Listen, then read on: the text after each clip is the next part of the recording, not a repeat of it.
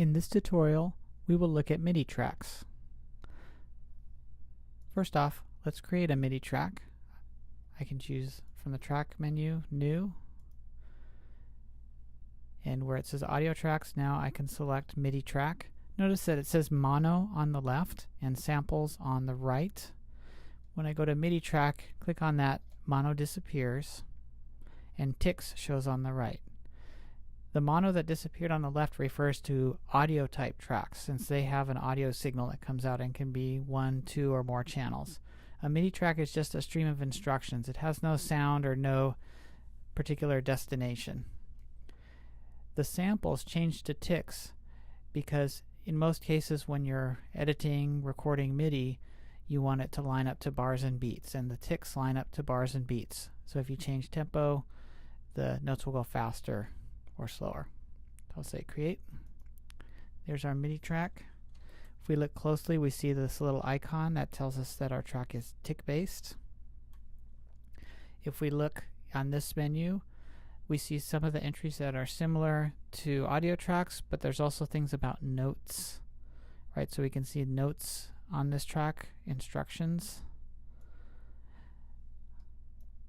velocity, different things. Some of them are the same as audio tracks, some are additional. Go back to clips.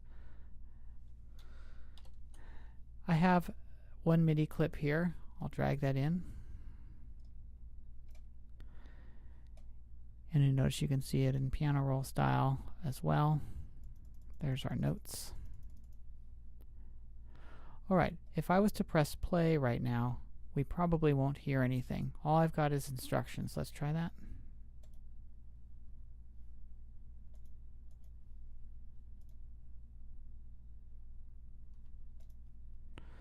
Alright, so we don't yet have a destination for these instructions. They have to trigger some sort of a sound module.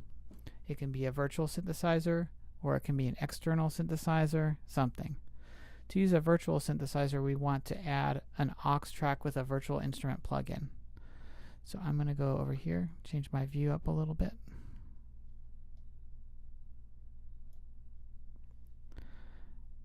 And I'm going to add an additional track. This time I'm going to add an auxiliary track. And I'd actually like it to be stereo.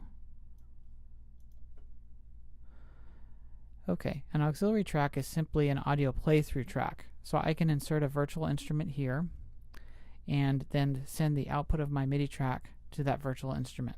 So let's try that. Change up my view a little bit more. Choose inserts. Now I have the inserts. This is where I can put in a virtual instrument. So I'll choose one. Let's put it where you can see it.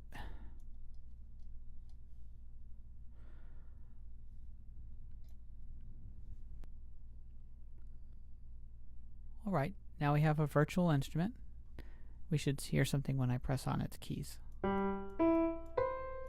Very good. Now all we need to do is route the output of our MIDI track to this virtual instrument.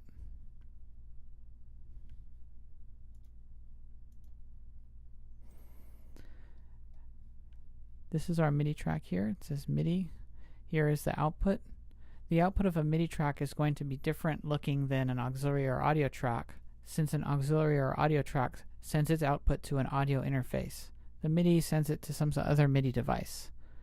So I'm going to click here, and it shows the name of the virtual instrument I just selected. So basically we're making a connection from here, where it says MIDI Grand. This is the MIDI track output. Its instructions are being sent to the MIDI Grand virtual instrument plugin. And we should see then the audio output out of this track. Let's see what happens.